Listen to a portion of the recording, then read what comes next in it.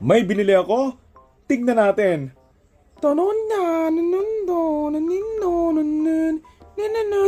Panigurado kilala niyo naman kung sino to.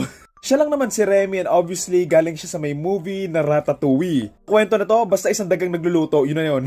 Ay, hindi pa nakapanood noon, panigurado nalilito kayo anong connect bakit may daga dito sa headband. Doon kasi sa may movie na Ratatouille nakakapagluto si Remy pero nagagawa niya lang yon sa pamamagitan ng isang tao at kinokontrol niya siya sa pamamagitan ng paghawak niya sa buhok ng lalaki na yon. Ano kamo nangyayaring gumagalaw yung mga braso niya habang ginagalaw yung buhok?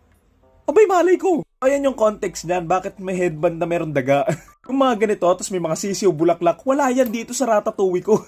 Lagyan natin sa buhok ko.